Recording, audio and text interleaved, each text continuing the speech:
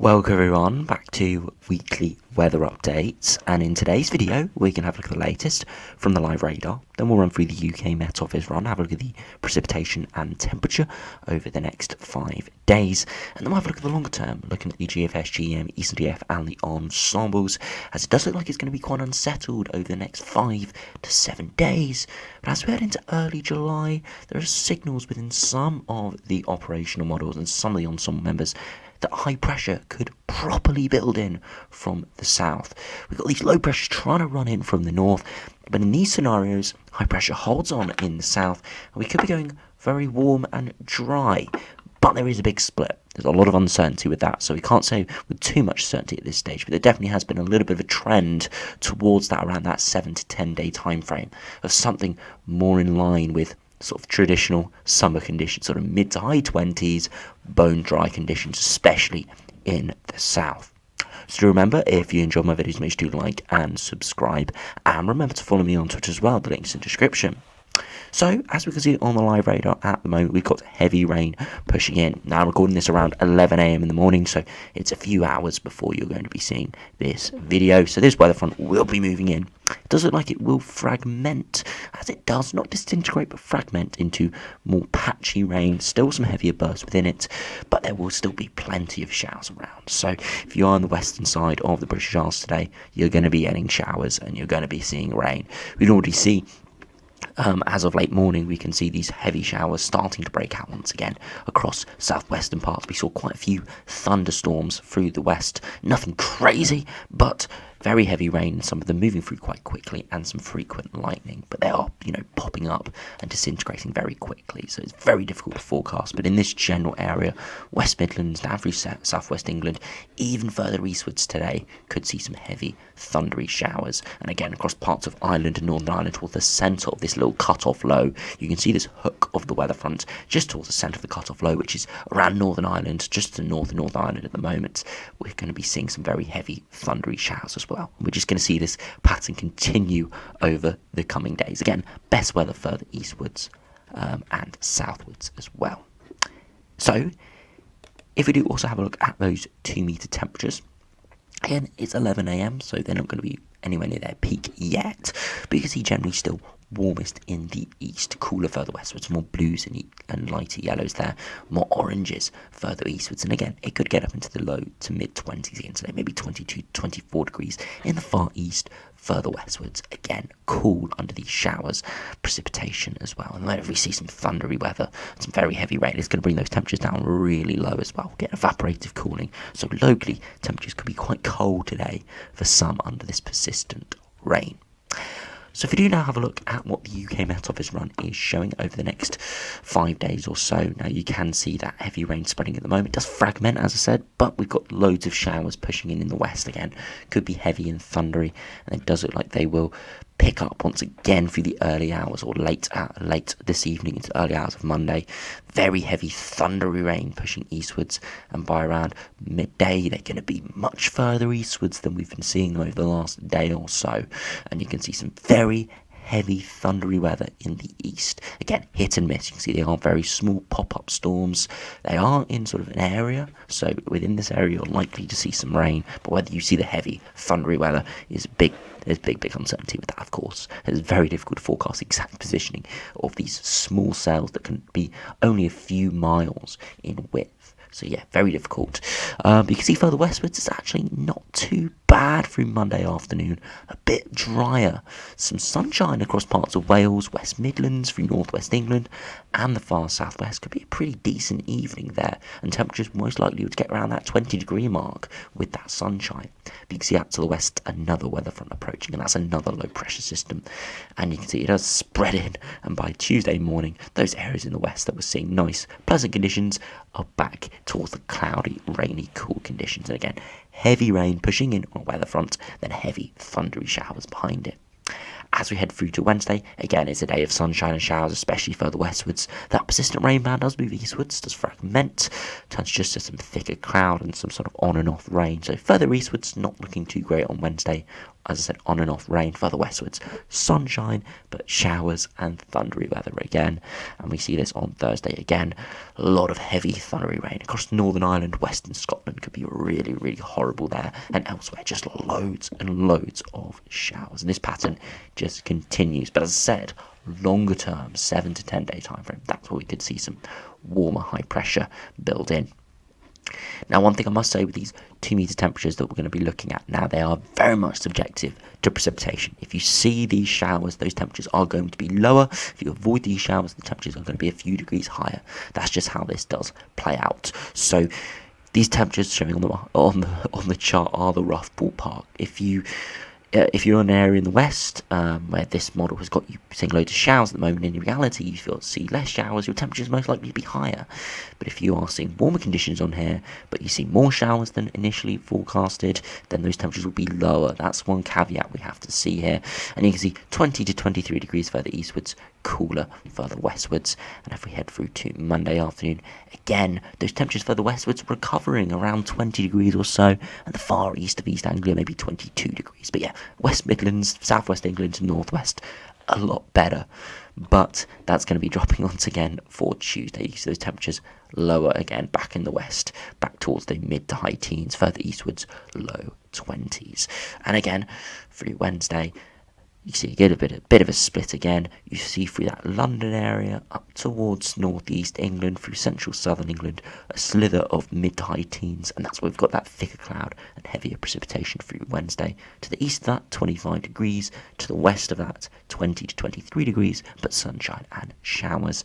And as we head through to Thursday, again, widespread mid to high teens, maybe topping off at 20 degrees, so slightly below average or around average. But yeah, with a lot of showers around, it's not going to feel too great. So if we do now have a look at the mid to longer range, if we do start on the GFS run, you can see this big low pressure we have around at the moment, which is bringing all this heavy showery rain. It does eventually move away and then another low runs in, but it doesn't completely dominate. It stays further westwards, and that's why we see that initial precipitation band and then eventually does pull away to the north by Thursday, Friday time. That's why we see that very heavy rain in the north later on this working week. Eventually it does move away. This is where the GFS starts to build in this real big high pressure ridge. Really warm conditions would be with this as well. Yes, the wind is generally coming in from the westerly. You look at those upper air temperatures, it's not amazingly warm. The temperature deviation is around slightly above, slightly below average, depending on the exact positioning of the country. And you can see towards the first week of July, we're around or above average. Look at the pressure, we're generally higher pressure. Yes, low pressure to the north, so always a threat of precipitation across Scotland, but elsewhere it'll be dry and it'll be warm. Again, those temperatures not spectacular, but most likely mid-20s, quite widely, sort of that 20 to 25 degree range. In a few spots, if we see some persistent warmth, could get into the high 20s. So typical summer weather, the sort of weather that I think a lot of people enjoy, but it's not oppressively hot, but it's warm and dry, so you can get out there in your shorts and t-shirt and you can enjoy it. So beyond that, we do see that high pressure eventually move away and we go back into a northerly flow, a bit more unsettled, but high pressure always trying to push in from the southwest. Persistent signal here from the GFS, and that could mean the south and the southwest especially could remain pretty dry for the first 10 days or so of July. So we'll have to see how that does play out. But as we'll see with the GM and the ensembles, or at least some of the ensembles, there's a bit of a differing view there. If we do have a look at the GM, see how that does compare.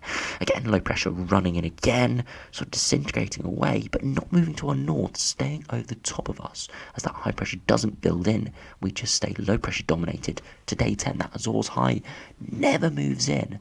And for the first few days, or 5 days of July, 5-6 days of July, we're still very unsettled. A cool northerly wind, nothing exceptional in terms of air masses. If you look at the temperature deviation, below average, really not too nice. And this is why I say there's a lot of uncertainty, because it all depends on whether we see this extension of the Azores high building in, and if we see these low pressures go away back back towards the North Atlantic, Greenland, and the North Pole in general. So I know what scenario I would prefer, but as you can see, there are differing views here. They have massively contrasting outcomes. This would be cool, unsettled, thundery, and windy. The other would be dry, warm. Yes, a few showers around, especially further northwards, but nothing bad at all. With that high pressure moving in, it would be pretty decent indeed. A lot of weather that I think a lot of people would enjoy. If we have a look at the ECMWF, we'll actually see that this does side with the GFS a little bit. But as we'll see with the ensemble members, they are on a slight minority. So that's why I say there is a lot of uncertainty, because 2 operational runs are going for it, but a lot of the ensemble members aren't. Again, you could say they're low resolution, so not picking up on it as of yet, but we have to always keep that in mind. You see the low pressure does run away, and eventually it does sit over the top of the UK towards the first couple of days of July, but eventually it does move northwards away in around 6 days time towards next weekend, and then high pressure builds in, and you can see really warm, dry high pressure. Look at those upper air temperatures, pretty decent, incredibly hot air mass just to our south. Just looking at the general wind direction, doesn't look like we're going to quite tap into this, but it's close by. We could see some influence from that, could introduce some very hot conditions, and could introduce some more unstable hot air, which could fuel some thunderstorms as we head into July. But at this stage, out to day 10, it's looking incredibly warm and incredibly dry. Look at those upper air temperatures. As you can see, they were around 10 degrees at 850 HPA and around 2 to 4 degrees above average. Yes, some cooler air coming down the eastern side of the high, but generally for the British Isles it's very warm, and you can see incredibly hot conditions just across France that are trying to head northwards. But we'll have to see what happens with that. But you can see it's very warm on the ECMWF, very warm and dry, and would be really quite nice for the UK. But as we'll see with the ensembles, there is differing views. You can see over the next sort of 5 days or so, it's around or below average in upper air conditions. And that's why those temperatures are widely around that 20-degree mark or lower. Yes, for London and eastern England in general, it's not too bad. It's around or slightly above average on some days, but that's just because we're seeing a lot of intense sunshine. But wherever we see cloud, precipitation, or we don't see the sun do its work, it will be cool. So yes, it can be warm over the next few days, but whenever the cloud comes over, whenever we do see a bit of precipitation, those temperatures are going to drop. So for most areas over the next 5 days, it's going to be around or below average in terms of temperatures. You can see some precipitation for London, even as far eastwards as it is. Beyond that, as we head into the start of July, you see a return to average, and a lot of those members are above average, and you can see operational run a couple of degrees above average, around that 10 degree at 850 HPA mark. Now remember, average this time of year is around 21, 22 degrees for London, so slightly above average is mid-20s, and 3, 4, 5 degrees above average would be high 20s. So even though it doesn't look incredibly above average, it still is really quite warm on the surface. But there is a lot of differing views. Some of the ensemble members do fall off, and you see the operational run really falls off right at the end of the run, but you can see minimal precipitation. Yes, there's some, but not that much, so definitely a drying and a warming trend. As I said, we don't need incredibly warm upper air temperatures to get warm conditions at the surface. We stayed around average, slightly above average for 5 days or so. It's very easy to build consecutive 25-degree days, which I think a lot of people would agree is sort of optimum summer conditions. It's, as I said, it's very warm. You can get out there without any jumpers or coats or anything. But it's not hot enough to be oppressive, where it could be dangerous for some. If we do have a look at those 2 meter temperatures as well, you can see generally over the next sort of 5 to 6 days, it's around average, as I said, around that 20-degree mark, maybe below average. But you can see as we head into July, it starts to get towards those low to mid-20s, 23, 24 degrees. And again, these are low resolution ensemble members, so most likely to be a degree or two warmer than that. 25 to 27 degrees very possible. So we are starting to see a trend, perhaps, especially in the south, for it to turn much warmer towards July. It's not looking incredible on these charts, but as I said, we don't need anything that incredible this time of year, where the sun is at its peak strength. We don't need anything too incredible in terms of air masses. We just need dry and generally around average air masses to get very warm conditions. I must say though, we do compare it to the ECMWF. it's a little bit cooler. Yes, similarly cooler over the next sort of 5 or 6 days, and as we head into early July, those temperatures do rise towards average, but stay slightly below average. Because the operational run there is one of these warmer runs, a couple degrees above average, but many more are below average with more precipitation. Not crazy amounts of precipitation, but a little bit more.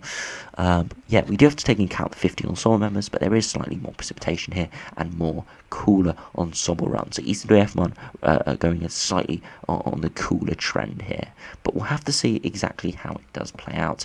At this stage, though, I think there is definitely a signal for it to turn a little bit better over the coming weeks as we head into July, and we'll just have to keep an eye on it. But as I said, for the next 5-6 days, it's looking very unsettled, especially further westwards, with a lot of heavy showers and thundery weather. So make sure you do keep an eye on the radar and the weather warnings as well, as there could be some thunderstorm warnings around, and we'll just have to see about that, and I'll keep you updated here.